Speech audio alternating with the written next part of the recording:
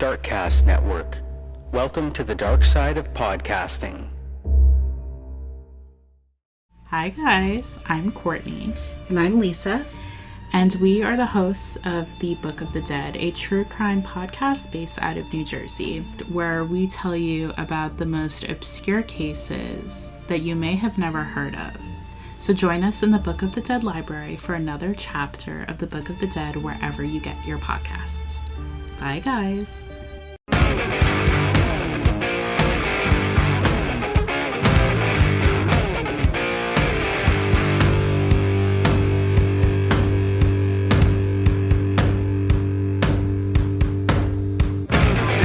On his way, devil is on his way, devil is on his way, motherfucker, the devil gonna make you pay.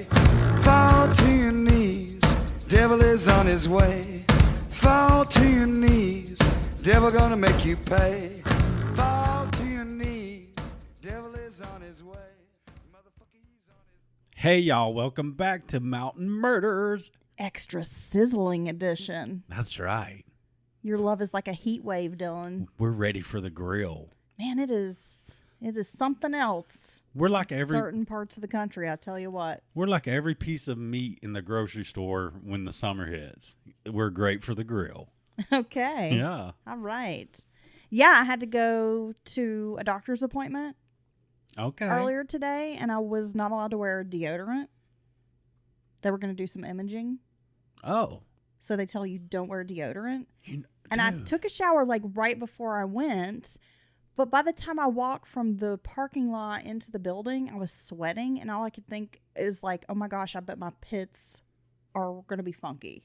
You know, I bet it's all the heavy metals that they put in your deodorant. And then like this poor lady's going to be like moving me around to do imaging. And she's going to get a whiff of this.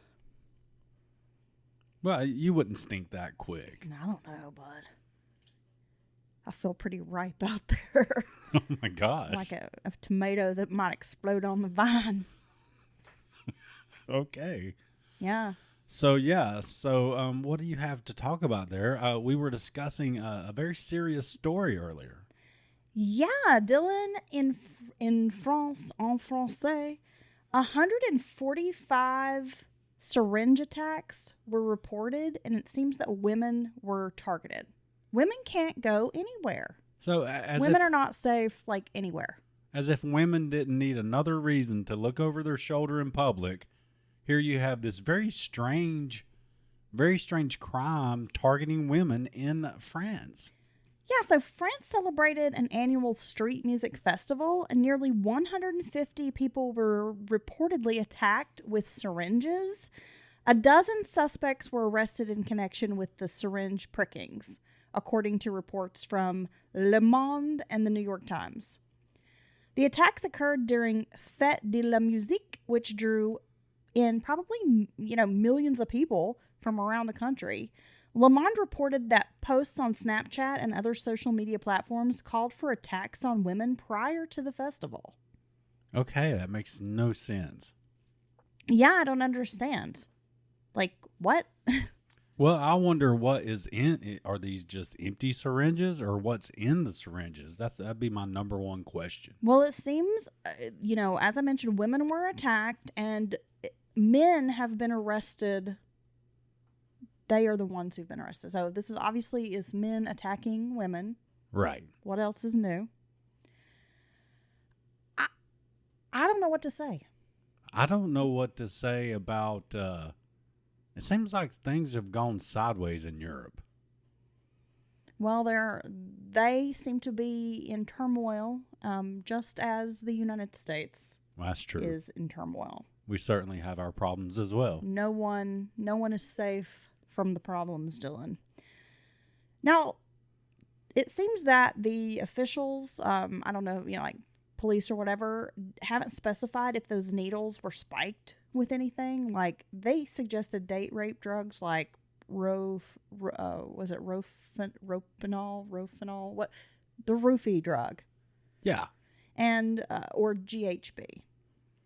But I'm wondering if it's something like, are they attacking people with some kind of virus or like something that would make them sick. Well, see, that's what I'm wondering. Is this how you spread? You have this event where there's a lot of people in close proximity to each other. Millions, you said? That's a lot. Is this how you're spreading some kind of bioweapon? Scary stuff, man. We're living in scary times. Can't even go to a music festival as a woman. Really sucking the joy out of everything, aren't they? Whoever they are. These men are taking the term prick to a whole new level. Dang. Yes. Hot take. Here at Mountain Murders, we find comedy in anything. Even when it's very inappropriate. Oh, yeah. Yay. Especially when it's inappropriate. Moving along, Dylan, we have a case today that I didn't realize was going to be a two-parter, but there's so much information that I feel like we have to discuss a lot of the details because it's really going to help kind of set up for the crime that happens. I think you really need to get a good idea and picture of like our main players in this story. Well, I think anytime our listeners know that anytime you, because you don't milk a story, you know, some podcasts will take one story. Do like a 5-parter. Yeah. Where they spend 20 minutes of the episode on the case and then the other 40 minutes just joking around. Yeah. So some podcasts out there notoriously milk a story. Oh, yeah. For 5, 6, 7 parts or whatever.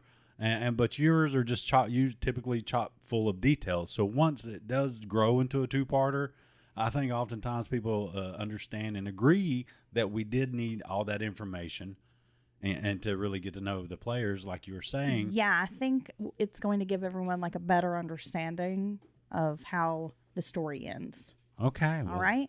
So are you ready to get into today's case? Enough dilly-dally. It's a relatively recent case. There was lots of information out there available, and it's not too far off from where your mama lives. Okay. So let's get to it, Dylan. Laura Jean Ackerson was born April 30th of 1984 in Hastings, Michigan, to parents Roger and Brenda. There were 6 other children in the family. When Laura was a toddler, her parents got a divorce. And from what I gathered, Dylan, it was a contentious situation with numerous allegations kind of being thrown from both sides. So not a friendly divorce. Not an amicable separation. Now, this experience left Laura wounded, and she would deal with the consequences of the emotional damage way into adulthood. And I think that happens to a lot of children who are caught in the middle of parents. And it does seem often that parents, not all parents, but some parents definitely use their children like pawns. Which is a terrible thing to do. And behave and react to certain things like in front of their children. They don't go out of their way to protect the children from the divorce, if that makes sense. No, the kids are typically just along for the ride. I mean, I was definitely in the middle of one of these situations, and it does fuck you up as a kid. Well, look, You've got both parents filling your ears with all kinds of shit, lies, truths you don't know. Right. I mean, it can really mess you up. Yeah, even in the best of circumstances, your life's going to change dramatically. And children should never be in the middle like this. You know, divorce is hard enough on children, but they definitely should not be put in the crossfire. Yeah. So if you take people weaponizing their children, or just spewing all this vitriol about the ex to their children, it's just a terrible thing to do. Well, it seems like that was the case with Laura.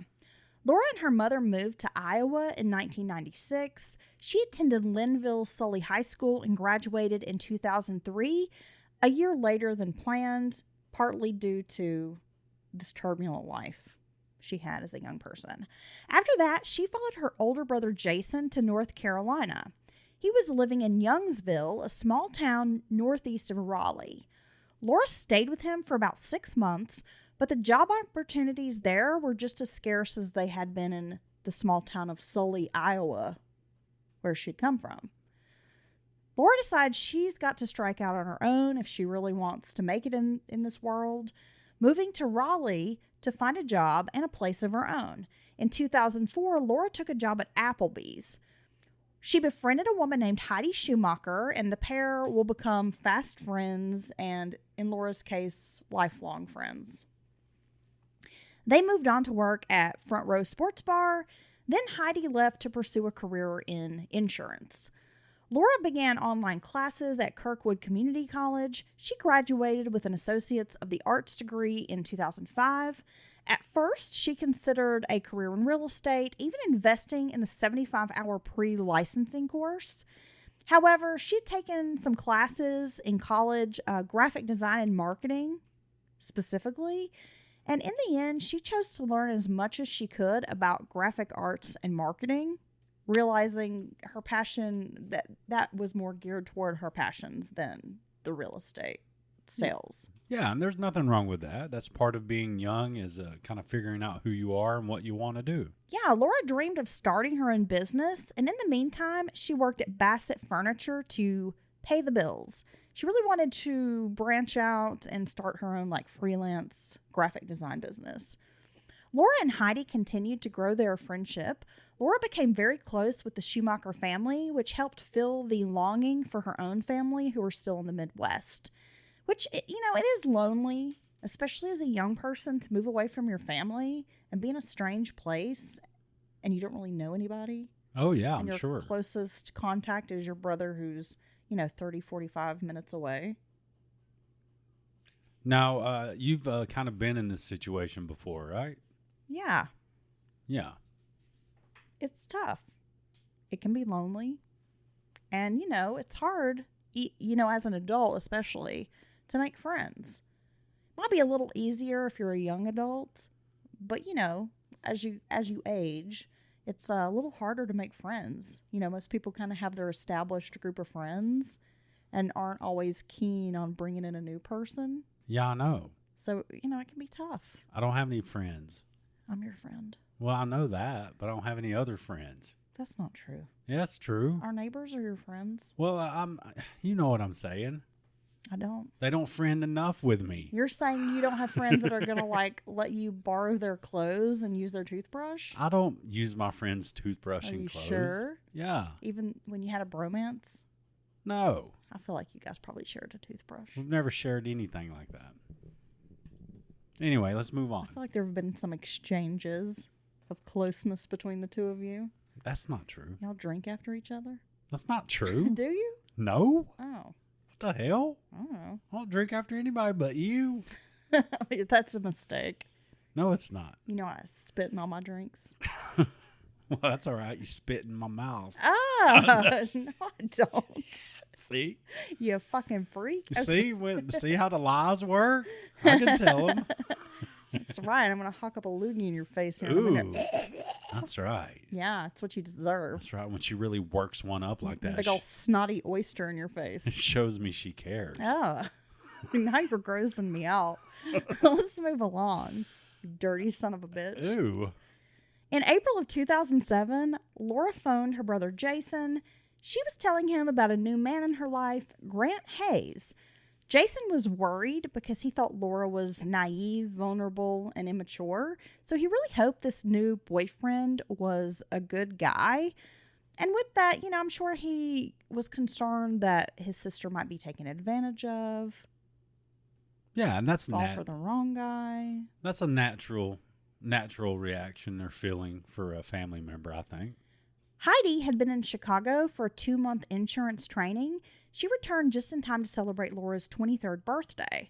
Laura announced she had a big surprise at their meeting. Heidi was stunned when Laura told her she'd gotten married at the Justice of the Peace to this man named Grant Hayes. Damn. Heidi didn't know Grant. I mean, she's like, who the hell's Grant? And felt this was quite a quick courtship. All she could say was, well, awesome. That's a pretty big surprise, right? Yeah. Grant was a musician. Heidi recognized him from the Blue Martini Bar and Lounge, where she had gone with Laura before leaving for Chicago. Now, Heidi's initial feeling was that her friend Laura could do better than this guy. She hoped her feelings were wrong and wished, for the best. She really wanted her friend to be happy. So let's talk a little bit about this Romeo, this musical Romeo. This tiny venue musician. Yeah. Oh, wow. This coffee shop musician. Grant Ruffin Hayes III was born to parents Patsy and Grant II on April 30th of 1979 in Raleigh, North Carolina. He was a charming and popular young man who attracted plenty of girls, especially with his musical talent. While in high school, Grant was able to perform on the Raleigh nightclub scene. At 18, he married a ballerina named Emily Lubers, and they moved to Greenville, North Carolina, where his wife attended East Carolina University. Emily worked to support the couple, but Grant could never quite settle on a job that, quote, suited him. You said Grant Ruffin Hayes? Grant Ruffin Hayes. The third. The third. So there's two other Grant Ruffin Hayeses out there. Oh, there's more than that. What? Okay. We'll get to that part. Oh, my gosh. So here we've got this young couple and his wife, a student. She is working and supporting both of them. And going to school. And yes, she's a student and she has to work a full-time job to keep this couple afloat. That doesn't seem fair. He just wants to make music, Heather. This would become a problem as Grant always seemed to think he was too good for the jobs for which he qualified. The relationship ended soon after. Grant fell into a deep depression and sought mental health treatment. He was diagnosed with depression and bipolar disorder. Grant was prescribed lithium. Now, Grant had grown up in a religious household and attended church regularly, even into adulthood. Prayer was an essential part of his life up until 2003, when Grant became acquainted with the lyrical stylings of Tupac. Oh. From then on, he seemed to hyper-focus on Tupac's music, learning all the songs, lyrics, and then spending most of his time talking to friends about the life of Tupac. So the streets were his new religion. Yeah. Can I just tell you something real quick? What? So when I was in the Navy and I was stationed at the student barracks doing admin, the sailors, they were right out of boot camp going to A school, right?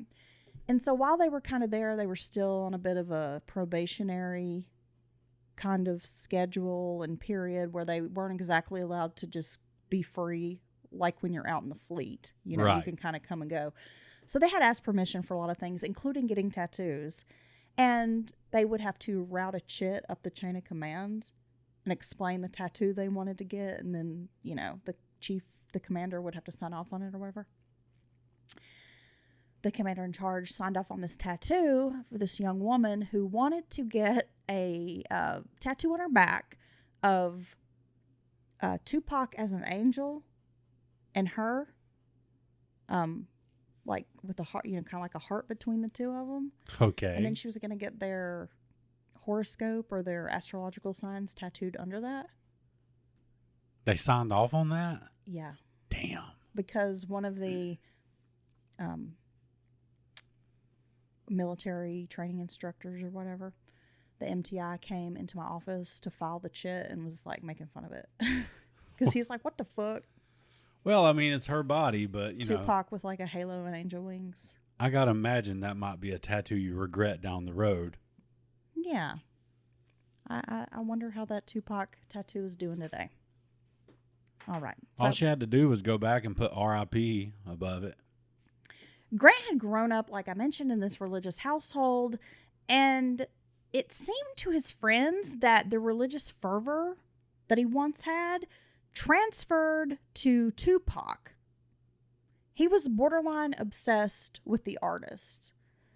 So in the past, he might have, you know, spoken to friends about religion and God and his beliefs, but now it was all about Tupac. It's all about the thug life. It was, yes. Which is a pretty big transition. Yeah. You know? You think so? What, from religion to thug life? Mm-hmm. Well, yeah, maybe not. There could be some parallels You could there. be thugging for Jesus. That's true. Grant started drinking and using drugs. He experimented with cocaine, heroin, marijuana, and other hallucinogens.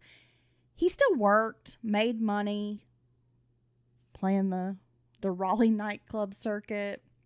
and took his prescription medication. But Grant became hooked on 2CE, a synthetic hallucinogen. Have you ever heard of this? No, but I have heard of these synthetic drugs, and they typically have like a strange name, like this K2, 2CE. That it's sometimes it's RD2D2. Well, sometimes it's literally like the chemical molecule, like symbols or whatever. But they're very dangerous.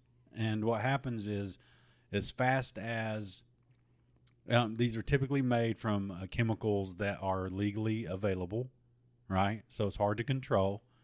And as fast as they identify and legislate and make these chemicals illegal, they will make minor changes to the chemical makeup of the substance, and then it's all of a sudden legal again, but oftentimes with the same effect. So yes, these are very, very dangerous. It's the modern day twist on drugs, and it's kind of scary. Some of the street names for this 2CE include Aqua Rust, Eternity, Europe, and Hummingbird. Oh. Hey man, you got any of that hummingbird? Hey, you got any of that aqua rust? You know where I can get some Eternity? How about some Europe? I mean, who comes up with these names? I don't know. So stupid. He loved the intense visual hallucinations that many users said were more intense than LSD. Oh. The drug lasted for 6 to 10 hours, but altered perception throughout the day. So even beyond this 10 hours, your perception could be altered. I don't want to have a stronger hallucination than on LSD. I don't want to have any hallucinations, okay? My brain is fucked up without the drugs. I can make myself paranoid and whatever on my own. Yeah, so you can do it naturally. Yeah. You're literally high on your brain. Yeah, pretty much. Grant snorted it, and within a few weeks, he seemed to change completely.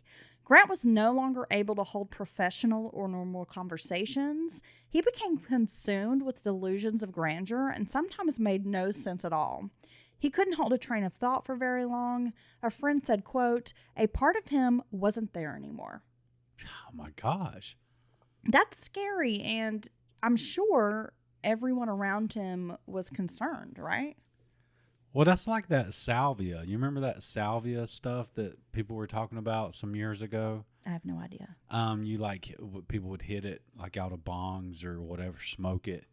I have no idea what you're talking about, but I believe you. Dude, it was like, I mean, just watching videos of people hit this stuff and like, they would like fall over and slouch sideways and just be like, "Nah." I mean, it's just the weirdest fucking thing. The weirdest thing. And I cannot imagine doing something like that on purpose. And I've been an adventurous person in my life. Or bath salts. Or just any. Where you feel the need to like eat someone's face. It's just any of those things. They seem so intense. And it's some weird chemical X. I don't want to take any of that. And what you think is a hallucination or a altered feeling is probably likely your brain like literally bleeding or some shit. I think I will just be square. You know what? Huey Lewis said it was hip to be square. Yeah. So I must be the hippest motherfucker on the planet. No, this is way too much for me, and there's no I feel like way. no good is going to come from these weird synthetic drugs that you buy at a gas station or something. No. Laura had seen Grant perform in late 2006 and had attended a few more shows. When Heidi left for Chicago, Grant and Laura started dating. Laura was into the fact they shared the same birthday. She thought fate brought them together. The same exact birthday? Well, they were both born April 30th. Oh. But different years. Okay. Grant is older. That's still interesting, I guess. 79, and she was born in 84. As I previously said, Dylan. Okay. So on their birthday, April 30th of 2007, they exchanged vows. Grant was 28 and Laura was 23. Laura believed fully in Grant's musical talent. She thought all he needed was a little help. Laura began marketing Grant to various music venues and lined up bookings with Rare Breed Entertainment Agency. Grant happened to be the only client. Oh, wow. Yeah. So, you gotta dream it and be it, Dylan. Grant soon began to control Laura. Since she had low self-esteem, it was pretty easy for him to take charge of her life completely. He established control over who she could be friends with and where she was allowed to go. Yeah, but I mean, look at this guy. For the most part, he's kind of a loser. You know what I'm saying?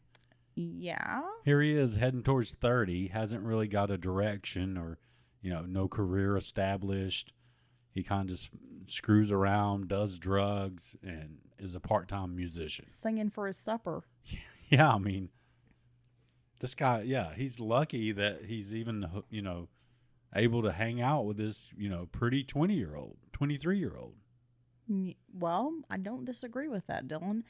He wanted Laura to discuss their sex life with his fans. What? And demanded that she brag about his penis size. Oh, see, I've been meaning to talk to you about that.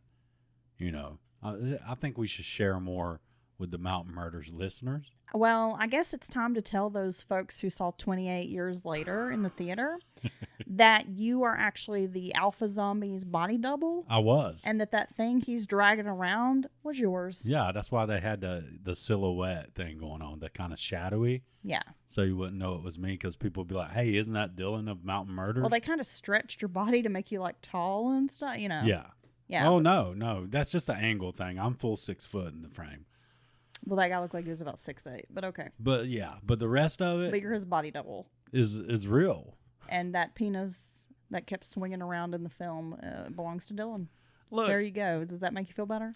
I'm sure all our listeners are not aware, but I just wonder why in the world that was part of the movie. Well, I mean, because that's all people are talking about. Well, Dylan, I reckon that if the zombie apocalypse really occurred, there would be some zombies running around with big dicks.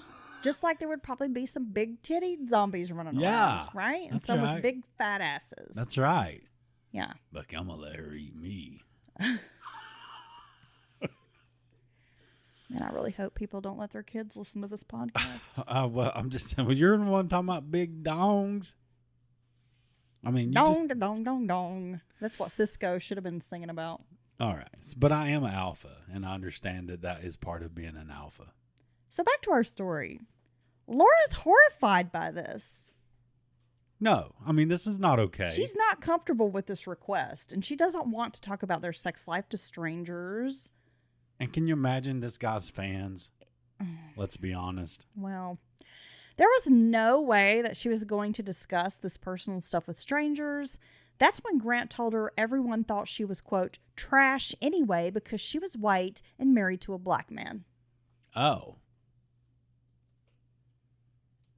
I mean, who talks like that? Why would you say that? I mean, that's putting yourself down at the same time, right? I mean, am I wrong? One evening, Grant was late for a gig at Jack Astor's Bar and Grill in Cary, North Carolina. When another physician got onto him for being tardy, Grant pulled a knife on the guy. He told Laura he was justified because the guy had cussed at him. Well, yeah, I mean, that seems reasonable to me. This dude is just a big walking red flag, right? Well, yeah, I mean, he's already checked some boxes, but this is even worse. Laura began to experience situations with her husband that led her to be fearful. He would slip into states of blackout, and with these blackouts came violence and just strange behavior. He would fall into this restless sleep and twitch for hours. That seems totally normal. In one cocaine-induced fury, Grant wrote a nonsensical autobiography that he posted to MySpace. Afterwards, he used an air pump BB gun to shoot at Laura. Now, these shots didn't cause any serious harm, but they were still painful. Well, yeah, some of those BB guns you can pump the air into or whatever are pretty damn strong. Grant also tried convincing Laura of some of his outrageous beliefs, Dylan. One, he's a time traveler, and he often talked about aliens from other planets that spoke to him. I'd be like, won't you travel back in time and get like a real job and shit? He's got a direct line to these aliens. I don't understand. Maybe the aliens need to be whispering in Grant's ear like, get a job. Get a job. Give up the dream. Take us to your leader. Don't have a lot of musical talent. Then get a job. You're no Michael Jackson. What does he even play? Do you know? The keyboard or some shit? I don't. Nothing against. I've seen people I like don't. get down on keyboards, but You have? Man, Man, you're getting funky on a keyboard. No, I have, but I've also been exposed to some pretty shitty small venue keyboarding as well. I've seen some chicks just rock out with a tambourine. Oh, okay. Like white hippie chicks Dude, at festivals. I love the they will make that tambourine ring out, Dylan. They will shake it. I love Tambourine Girl because she really thinks that she's adding a whole. She's invested. I mean, she thinks that once she starts with that tambourine, like the whole mood's going to change. I'm also thinking she might be on some sort of hallucinogen. Okay. So he's trying to convince her of all these like strange, odd things. Laura couldn't tell if these were drug related or not. All I know is run, bitch, run, right? He told her the world was going to end on December 31st of 2012. Grant said they needed to get enough cash to make it onto one of the alien ships so they could survive the apocalypse that was coming. Oh, again, you're going to have to work, bud, if we're going to finance our safe passage with the aliens. I mean, do we even know what the ticket costs? We don't. I mean, these are questions I'd be asking him while he's talking crazy. I'll be trying to get the fine details in there. Well, you know, I'm like a very detailed. I need organization Yeah. and like a plan, so I'm definitely going to ask these questions. Be like, is there a carry-on bag size, or what are we working with? How many clothes, how many shoes can I take? Yeah, exactly, right? Laura thought he was joking, but then she grew concerned when she realized he was dead serious. Once Laura became pregnant, she was even more controlled by Grant. Now, it sounds like Grant is the last person she should be having a baby with. This is the last thing she needed in this situation, because she should honestly, she should already be trying to plan her exit strategy.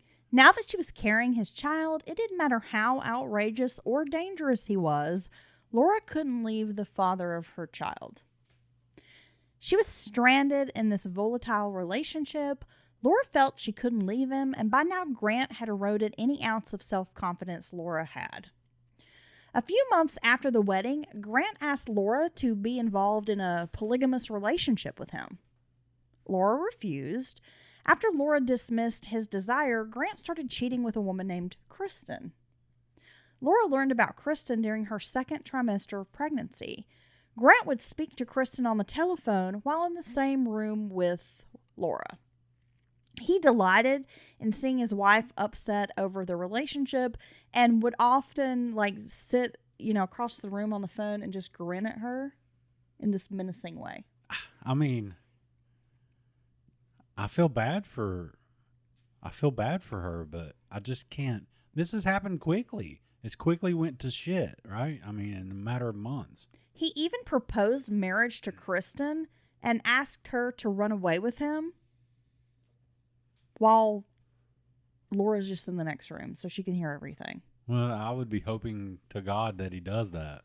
After the call, Laura confronted him about this. He told her that Kristen, quote, had a big old fat ass, and that's why he wanted to have sex with her. He blamed the affair on Laura's refusal to adopt a polygamous lifestyle. Grant seemed to have no respect for his wife and needed the attention of other women because he was still, though married, seriously flirty, extra flirty with all the women at the bars, the fans. All his fans. Yeah, so many fans. Hey, let me get my wife over here to tell you about my penis.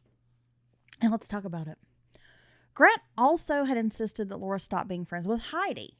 Laura refused and continued seeing Heidi behind his back. Laura would later say she allowed herself to be alienated from friends and family. Grant would tell her those people were too dumb, too fat, or not good enough to be around the couple.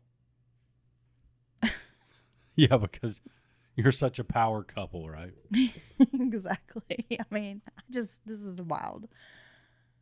Once Laura was on the phone with her friend Heidi, and Heidi could hear Grant just wailing in the background, screaming, "Heidi is a bad influence on you. I forbid you from seeing her ever again."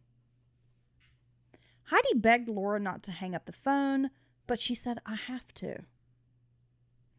Heidi was so worried, she drove 20 minutes across town to check on her friend. When she arrived, the couple's black sedan was pulling out of the driveway. Laura opened the driver's door. Heidi was shocked to see Laura crying. Her nose was bleeding and appeared to be broken. Laura's eye was bruised and swollen, almost completely shut. Heidi told her friend, "We have to call the police," but Laura refused. Laura didn't want to press charges. When Heidi suggested she go to the hospital and get checked out, like, "Hey, you're pregnant, you need to get seen by somebody," Laura refused once again. I mean, it's a sad situation, but I mean, you can't help someone like this when they refuse to really just admit what's going on, what reality is. Well, I think it just really shows, Dylan, how deeply these abusive relationships can be, and how one partner can essentially destroy you as a person. Right. It's almost like Stockholm syndrome or something. Well, and there's layers to it. I mean, they just beat you into total submission, and you feel like you're absolutely worthless and you have no power. Yeah, and you feel like no one else would want you, and it's the whole self-esteem thing and all that. I get it. But, I mean, it's tough to deal with as a friend or family member of someone like this when it seems so obvious to you. Yeah. But it's just you can't shake them out of it. I think it just shows how powerful these relationships can be. Laura's first child, Grant Ruffin Hayes IV, was born on May 2nd of 2008. Grant's parents had embraced Laura as a member of the family. Her in-laws often chided Grant for not being supportive of Laura.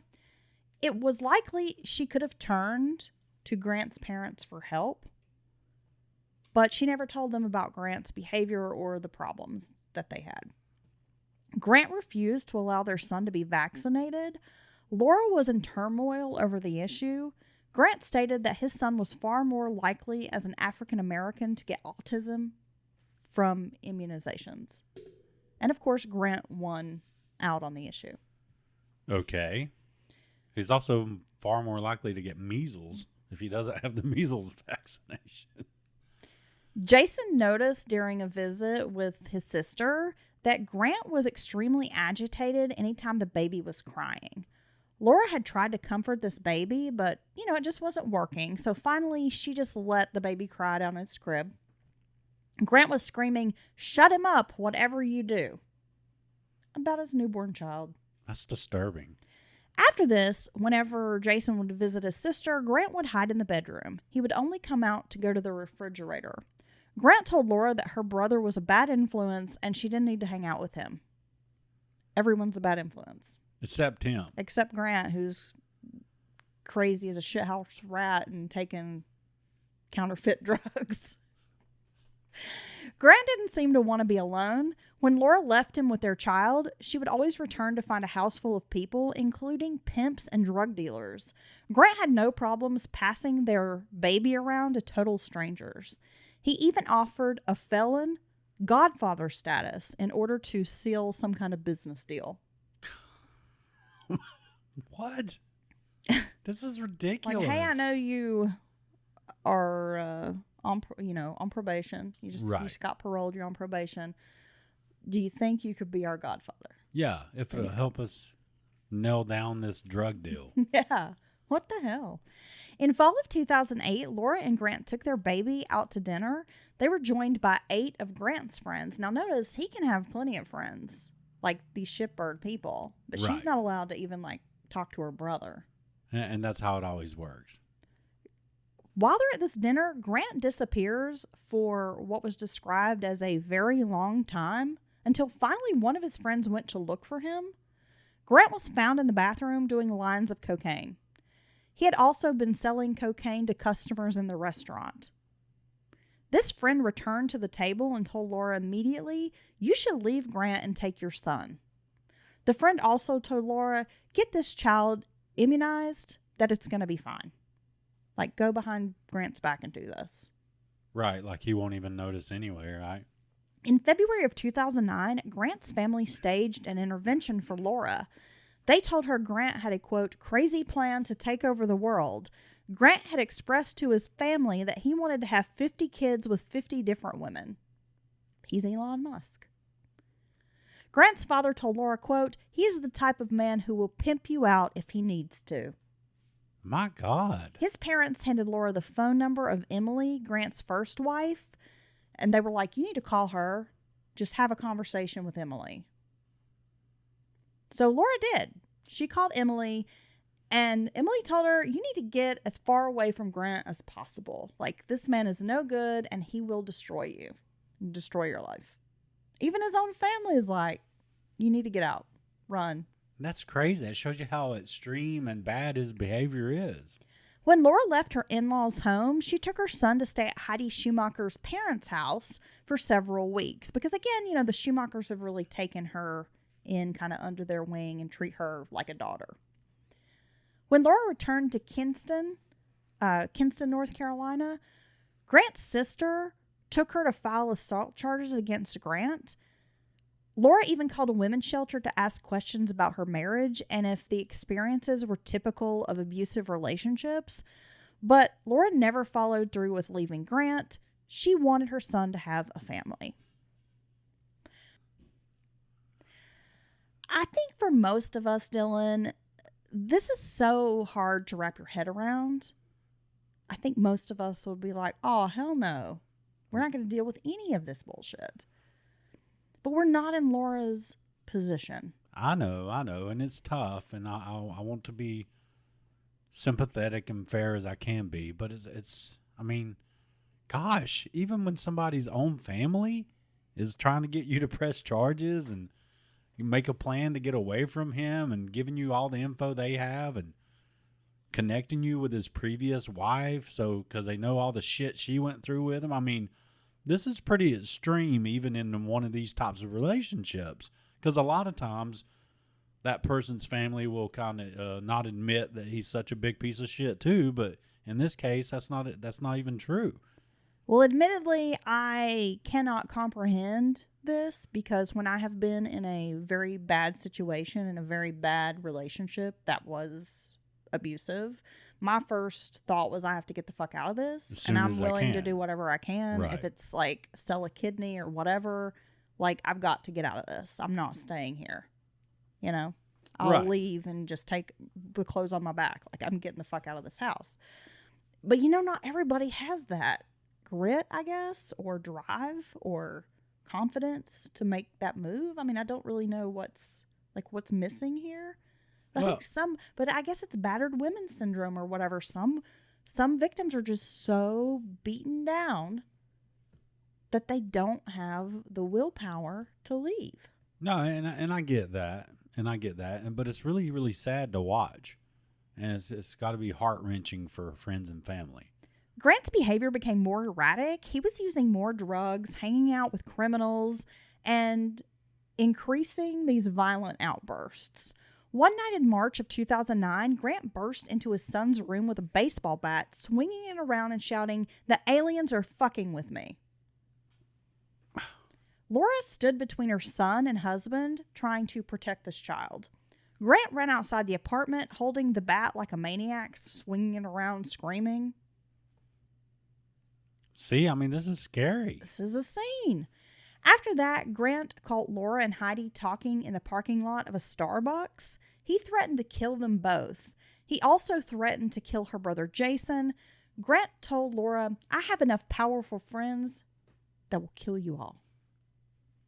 Well, he is about that life. Well, he's friends with the Godfather, right? He kissed the ring. Heidi got a concealed carry permit after this. She suggested Laura get a gun as well, but Laura was afraid of guns. Heidi brought her this rose-handled knife and told her, "Well, you need to carry this with you at all times. If you don't want to carry a gun, carry this knife. Laura walked in on Grant watching a violent rape scene in a movie. He had their young son resting on his lap. Laura wanted to take their child out of the room, saying, this is too explicit for a child to see. Grant said he knew what was best for the child and would not let Laura take the child. Okay. This child needs to watch a violent rape scene. Finally, Laura had had enough. She suggested a separation. Laura and the baby would stay with Jason for a few weeks. Grant went off.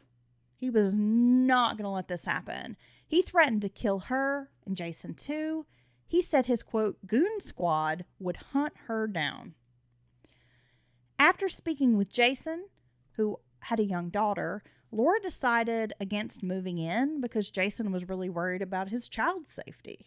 Well, yeah. What would happen if she does come here? Grant shows up. I have a child in the house. Grant was frustrated with his music career in Raleigh. He often played open mic nights for hours, but left with no money after paying his bar tab. He had been playing the college circuit with a group, but was kicked out. He later said the reason he was bumped from the group was because someone was trying to kill him due to his knowledge of a murder. Oh, God.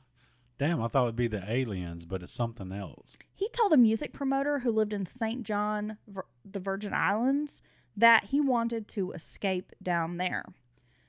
This friend in the Virgin Islands offered Grant gigs playing 5 to 6 nights a week. Grant seized the opportunity, leaving Laura and little Grant behind. He called himself Grant Hayes, Haze, instead of the Hayes, Hayes. Oh, I like that. Grant Hayes. Yeah. It's like purple haze. Come get high on the sounds of Grant Hayes. Yeah, smoky. Starring tonight at the Tiki Bar down by the beach.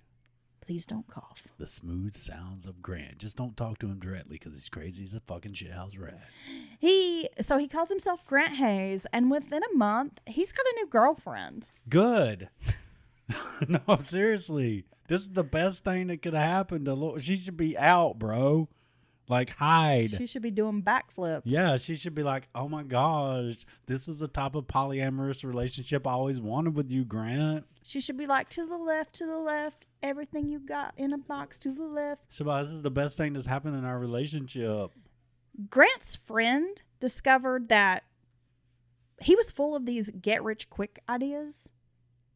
Some were successful while others failed. At one point, Grant suggested they open a business where they give elephant rides to tourists. His friend had to explain to him there were no elephants on the island. Well, he's like, well, all we need is the elephants, and we can make this work, bro. According to his friend, Grant's real problem was being lazy, and he always backed away from any real work. Therefore, he would always be 2 steps behind the guy who got the prize. With Grant gone, Laura, at this point, she's like ready to leave him. She told Heidi that she wants to move. Heidi's like, girl, go stay with my parents. While she's staying with the Schumachers, Heidi considered taking her son to Michigan, where they could live with her father. Just before they were set to leave, Laura began feeling ill, so Heidi took her to a doctor. And guess what? She's not pregnant again, is she? Laura discovered she was 12 weeks pregnant with a second child. And I guess, unfortunately, it's Grant's. Of course. Jesus. I don't think he had any part of this. He might have been there. So don't blame Jesus. Instead of leaving Grant, she decided maybe the family needed to move down to the Virgin Islands so they could unite. No. The answer is no. Laura knew Grant had a girlfriend, but he promised he would break up with this woman if Laura came down. Their second son was born August 3rd of 2009, 2 months premature in St. Thomas. They named the boy Gentle Rain. Well, I mean, they are on the island. The child was born with a serious health issue involving his kidney.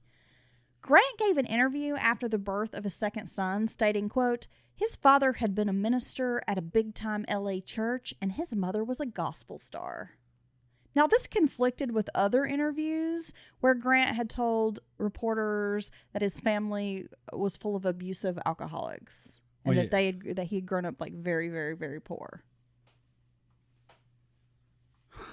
I mean, a quick Google search would let anybody know if his mother was a famous gospel singer, right? Right. It was impossible to know when Grant was lying and when he was telling the truth, or if he ever told the truth. Like, people just got to a point where they didn't know if anything he said was even real. My dad's Superman. My mama was Wonder Woman. Yeah. And that's why I'm so amazing.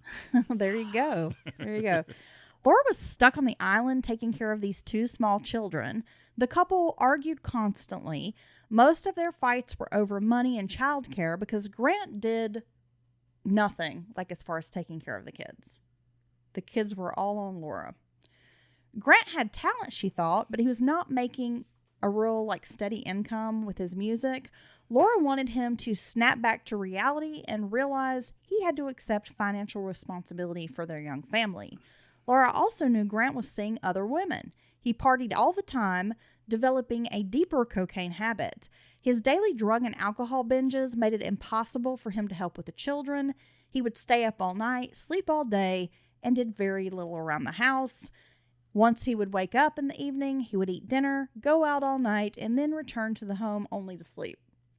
It was a pattern that left Laura alone to do all of the housework and take care of the children for full time. And because of this, she couldn't get a job. Well, yeah, that makes it hard. So they're just destitute while Grant's out partying all night. Probably having little daiquiris. Tom Cruise probably mixing them up some little cocktails, a little tiki bar. I just don't get. She was out. She was out. He was down there. She was back here in the States. She could have made a moved it way across the country where he doesn't know where she's at. Because let's be honest, this guy's not even going to try that hard to find her because he's lazy. Grant's friends on the island recognized his behavior and they didn't think it was okay. Grant would threaten to kill their children and take them away from Laura during fights. One friend began to view Grant as a total psychopath. He lied and used people without mercy. He was a loser who didn't want to put in any hard work or effort. Grant blamed everyone else for his failings, and he manipulated everyone around him to get what he wanted.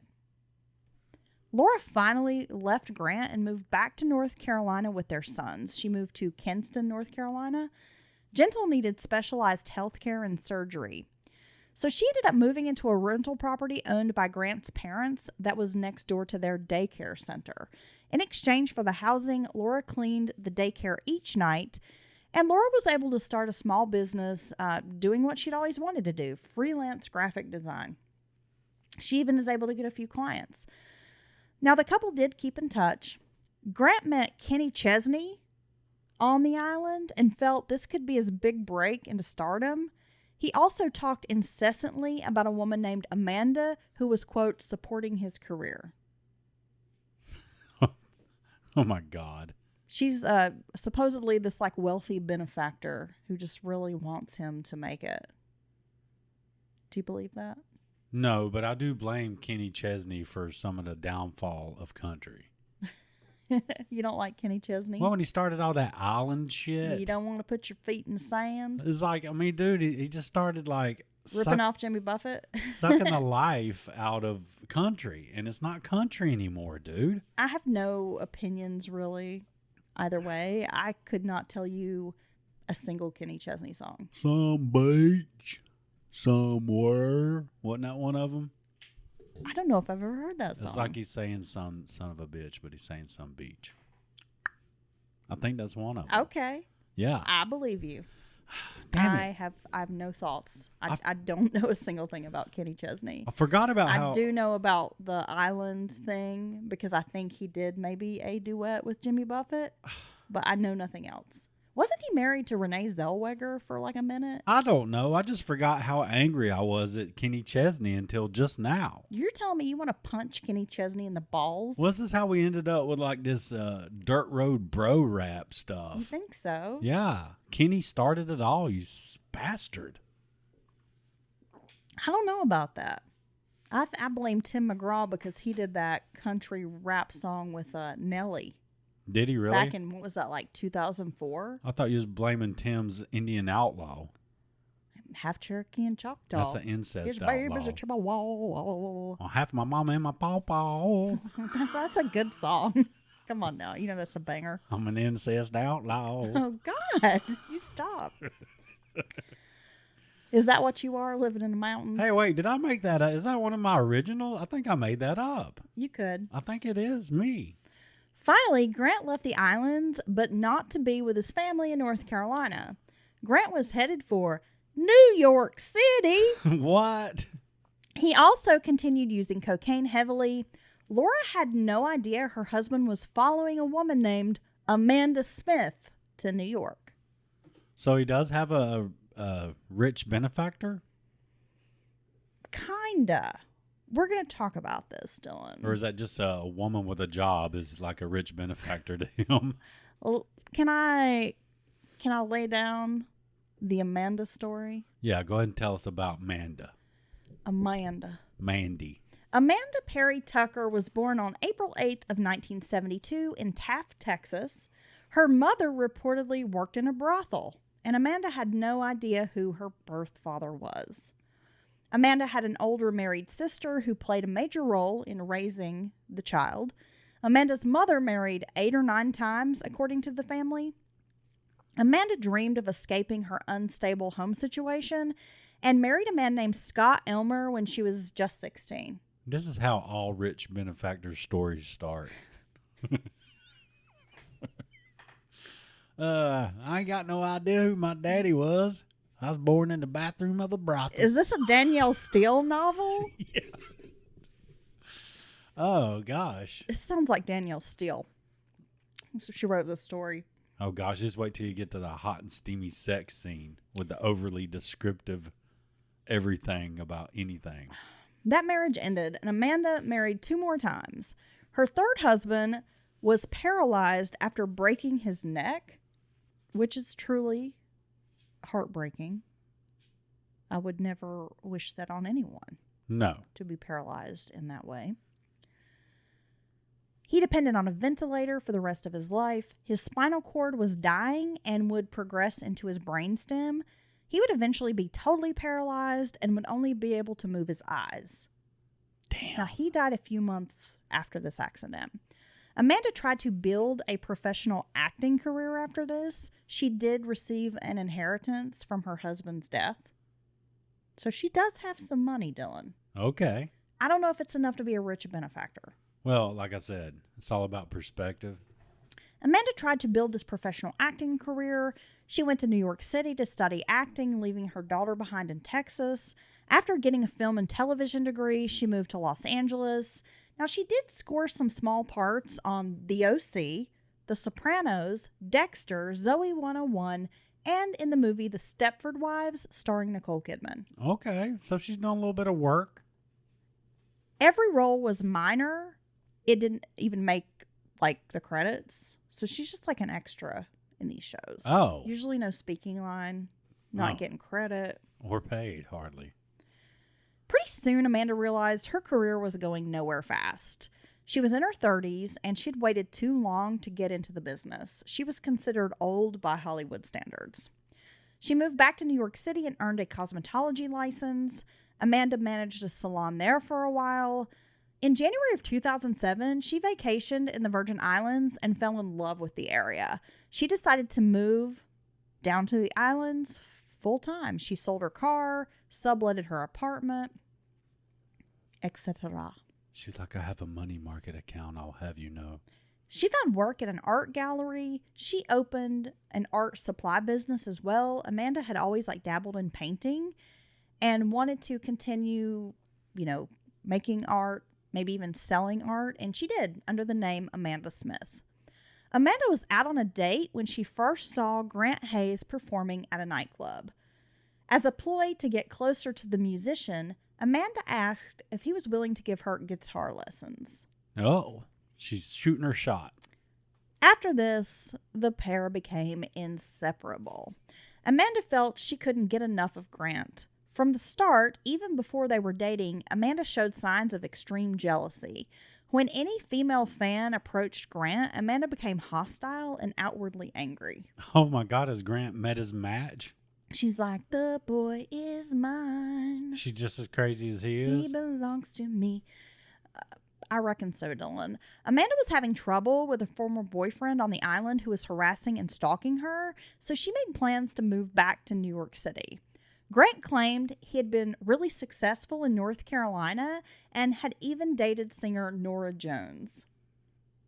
Amanda invited him to New York City, explaining, this is the best spot for you to begin your music career. Well, yeah, I mean, You're going to have better luck in New York than down in the Virgin Islands. when you consider a generational talent like Grant, I mean, New York is probably the best place for him to be. Well, Dylan, they say if you can make it in New York, you can make it anywhere. Because he's known for his tenacity and grit. New York, New York. And he's known for working really, Start spreading the cream cheese. really hard. You Because remember back in the day when Philadelphia cream cheese used the New York song no, in the commercials? is that real? Yeah. It was like when they were singing, start spreading the news. The guy was like spreading the cream cheese on his bagel. Okay, I swear it happened. yeah, that makes sense. I'm not dreaming it up. Man, in New York, it's like apartments. Like these apartments I be seeing, they give tours of. You be seeing them? They're ridiculous. Yeah, I know. I mean, A closet. they'll be like, well, you might be able to get a twin bed in here. You can eat your dinner while you sit on the toilet because the microwave's like only a few inches away from you. Hey, you know what I do like in some countries? The toilet is like in the shower, right? Yeah. And that's pretty cool. I've seen in tiny houses, Yeah. that's how they have like the toilet set up. No, but I would like that because, I would just turn the shower on and I'd use the toilet and then I would just stand up. I would never have to wipe. You could just get a bidet. Well, a lot of countries use bidets. Yeah, I know. I think we should get a We're bidet. savages in Yeah, America. I know. Run around with the little sticky butts. What is wrong with us? Why aren't we washing our asses? I don't know. I'm going to get one. You can get one that screws right to your lid. I know. I've seen them. I've seen them. Yeah. I think I've got one in my Amazon cart right now, Okay. along with like these 700 other items that Yeah. I'll probably never purchase. I abandoned my cart when I abandoned my dreams. Maybe your dream was to abandon your cart. Hey, I'm living it, baby. Amanda's teenage daughter, Sha. I think it's how it's S-H-A, Sha. Or is it Sha? Sha. Okay, so Amanda's teenage daughter, Sha, had no idea that Grant was moving in with them until he showed up on their doorstep. Well, that's weird. During his first month in New York City, Grant wrote a song about his wife called Broomstick Rider.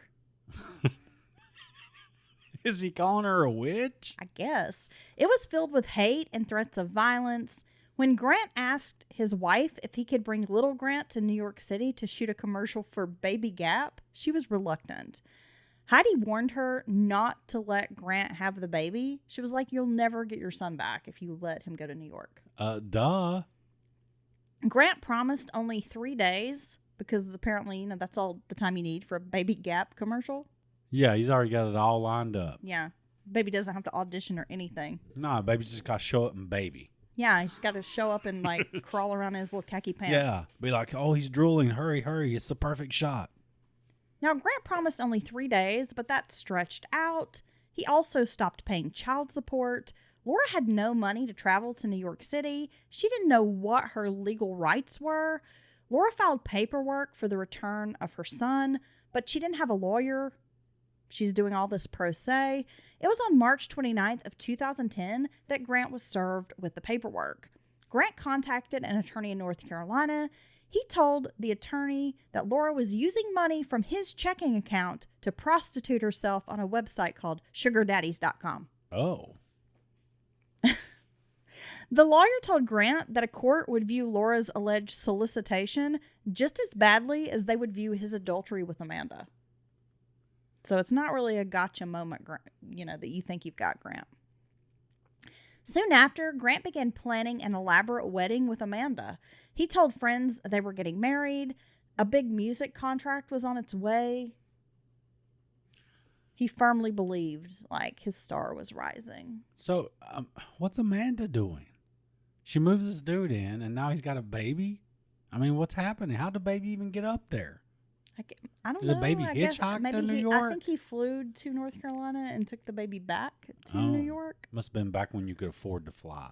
You still can. You just got to be on one of them shitty airlines like Spirit. Well, some people say it gets you there just like the rest of them. I mean, you might get in a fight while you're on the plane or something. Well, that's no big deal. Yeah.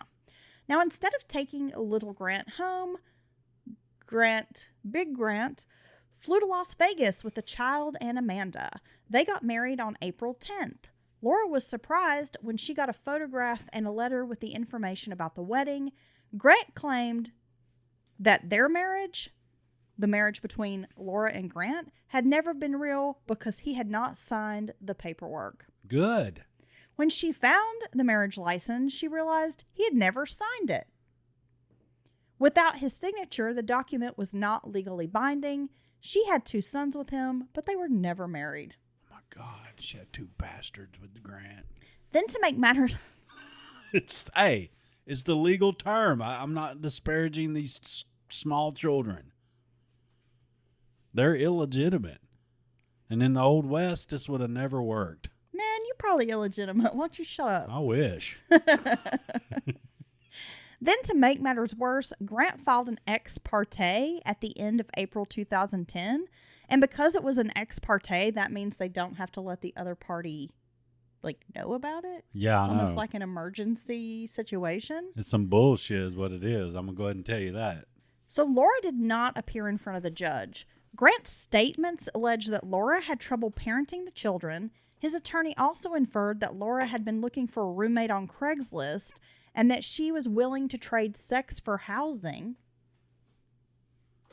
And what's wrong with that? I trade sex for housing. You ain't holding up your end of the bargain, bud. You always fall asleep. Baby, you want me to make a payment? As soon as we get done, I'm gonna pay the rent. Man, get away from me. Baby. Grant was awarded full temporary custody of the children. Amanda, Grant, and little Grant then returned to New York City for 2 weeks before moving to Raleigh. Amanda paid cash for their apartment deposit, new furniture, and a new car. See, this ex partes have helped many a woman and man in bad situations, but they can be weaponized and used and be full of lies. I know this personally. Yep. And it's some bullshit when it goes down like that. It is some bullshit. And they really they don't take any, it's like whoever got there first to do it kind of bullshit. And they don't take any time to actually vet the info or see how valid it is. And it sucks. And then there's no ramifications No. if someone perjured themselves. Even if you prove it's all wrong. Filling out paperwork and, raising their hand and signing it and declaring it's all true facts. Yeah. There's no repercussions if they're caught lying. None at all. Which I think is not okay, right? Laura was served the paperwork on June 2nd. Law enforcement had to remove Gentle from her car, and this poor child was hysterical. He didn't understand what was going on. He wanted his mama, and they're just ripping him out of the car, handing him over to Grant, who's basically a stranger. I mean, he's not been in this young child's life hardly at all. Yeah, I know. When Laura did appear before a judge, she didn't seem very stable because she had no permanent housing, no job. However, Laura's attorney countered with Grant's drug abuse. The judge made a decision that the boys would remain with Grant during the week and Laura would get them on weekends. The exchange would take place in the town of Wilson, North Carolina, which was about halfway between Raleigh and Kinston, where Laura was living at the time. The judge also ordered full psychological evaluations of everyone, including the children. Laura participated fully in the psychological evaluation while Grant dragged his feet. And as you can imagine, Grant had lots of complaints about this new order, where he would have to share his sons on the weekends. He told friends Laura was a woman scorned Yeah. Okay. and a gold digger and dead set on making his life miserable. Heidi advised Laura to get a tape recorder and document every interaction and conversation with Grant. I mean, she's like, after everything that has happened, like, you need to make sure you detail everything. Yeah, and that's a smart move. Soon, conflict brewed between Amanda and Laura. Amanda called Laura psycho crazy, and Laura was sure that Grant had painted her as this terrible person, despite the fact that she'd really done nothing to warrant this kind of reaction. And in their communications, it's pretty clear that, like, Laura is trying to be very civil and reasonable, and you can see that Amanda and Grant are not at all. I don't understand another woman who comes into a situation like this and kind of joins in with the man. Yeah, I don't want this to be my business. And the No. only way this is going to be my business is if somebody tries to make it my business. You know what I mean? Well, just watching somebody But I don't want to be in the middle of this. watching somebody be nasty to their ex or whatever is just, I mean, how are you okay with that? Yeah, I'm not okay with that. I mean, I mean- I don't really understand it because I have a very amicable relationship with my son's dad. Right? We get along completely. And I have an amicable relationship with my daughter's dad because I don't fucking talk to him. So that works out really well for me. Well, I just couldn't imagine being a part of it, and if they will do that to that person, then they'll do it to you. Yeah. I mean, you should both be trying to put forth your best effort for the children. And do what's best for the kids. Exactly. Like, put your feelings aside and just do what's right for the kids. And so many people fail to do that. P.S. I should add, Dylan, Amanda is now pregnant with Grant's baby. Nice. Yeah. This is Grant Ruffingstein the Fifth. By December 2010, Amanda's once comfortable inheritance was gone with the wind. Yeah, It's and like that's, Tuesday. It's gone with the wind. and that's what happens when you're with a loser guy who's going to bleed you dry. You run around trying to flex. And she's paid for 2 moves. Yeah. She's footing all the bills. Amanda began pawning expensive jewelry like a diamond necklace, a Rolex watch, and engagement rings from her former husbands. Their credit cards were maxed out. Grant, of course, did not alter his habits. He still spent 4 to 5 nights a week drinking at bars. Amanda was forced to stay home and take care of Grant's children for 5 days a week. Therefore, she couldn't get a job and provide any kind of income outside the home. Grant was spending their money crazy. He was taking trips to, like, Los Angeles, claiming he was about to pop off with his own record label. Yeah. The contentious custody battle raged on.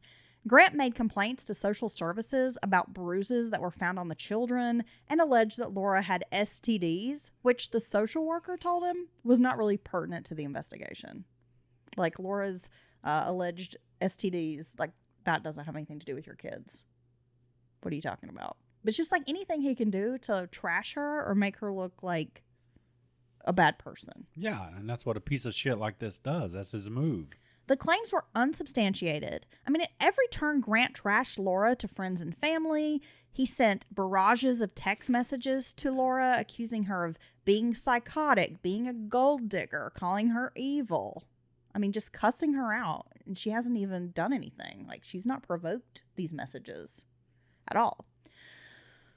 Finally, Amanda seemed to reach a bit of a breaking point. As her due date approached, Amanda confided in her daughter, Shaw, quote, "I don't want to be a single mother at 40, but there's no way he can ever take care of me or these kids. He doesn't need to have these boys if I'm not around." When Amanda is very close to her due date, Grant flies to Hawaii and leaves Amanda at home, 9 months pregnant, to take care of these kids. And leaves his other kids there too? Yes. Oh my God. Jet setting to Hawaii. Like, if you're a musician, why do you need to go to Hawaii? Since when is Hawaii like the music capital? Well, I mean, it just shows what you know about the music industry. When the psychological report came in, the doctor found Laura had no mental illness despite having this like very chaotic personal history. However, Grant was recommended for further appointments because the psychiatrist thought he had a mood disorder and other possible explanations for illogical, disturbing thinking that he exhibited. She also noted that this new doctor would need to be knowledgeable about addiction and polysubstance abuse because it appeared Grant was using multiple illegal drugs to self-medicate for some kind of underlying mood or thought disorder.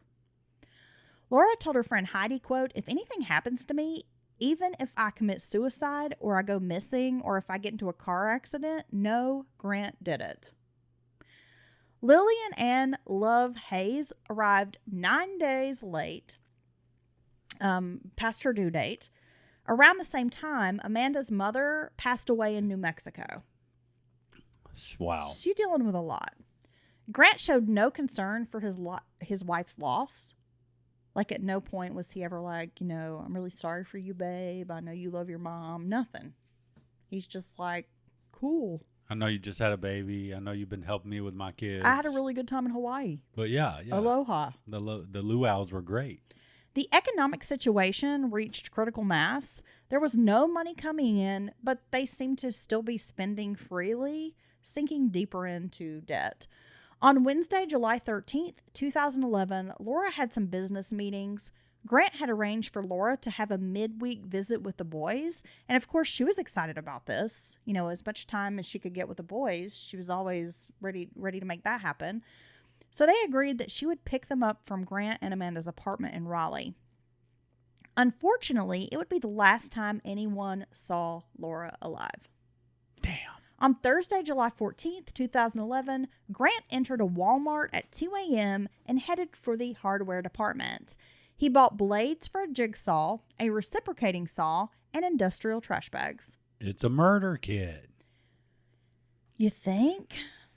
Friends tried calling Laura's cell phone, but it went straight to voicemail. No one could reach her. Grant sent an email to Laura on July 15th asking if she wanted to keep the boys for a week until Sunday the 24th. On that day, he returned to Walmart to buy duffel bags, then left another voicemail for Laura complaining that he was unable to reach her cell. He wasn't able to get her, and he said, "This is not cool." Oh, yes. This guy's so smart. Grant drove to a gas station where they usually did their exchanges. He made a show of entering the store multiple times, like even bringing the boys in to use the bathroom and buy them snacks. Then he called Laura's voicemail and left, this really nasty message about how, you haven't come to pick up the boys. Like, what's wrong with you? We've heard from you. Right. Later that night, Amanda told Shaw they were going to move, because they were in such financial ruin. And part of the plan had been to move to Kinston near his parents, who owned a few rental properties. And it's a lot, more affordable to live there. But at the last minute, they decided they were going to go to Texas. I don't understand how these people's making all these moves in debt with no money. I know, right? So Grant made another stop at Walmart on July 16th where he purchased 3 more duffel bags, 2 large coolers, and bags of ice. After renting a U-Haul, he went to Target and purchased 2 more coolers along with a toilet brush and paper towels. That Saturday night, Amanda and Grant, along with the 3 children, set out for Texas. It was a 1,200-mile trip. They checked into a motel room in Montgomery, Alabama, and Amanda registered under the name Amanda Smith. Still, no one had heard from Laura. By now, of course, everyone is worried. One of her friends left a voicemail on Sunday stating, "If I don't hear from you, I'm calling the police." And this friend reported Laura missing on July 18th. And that is where we're going to leave part 1. Oh, my God.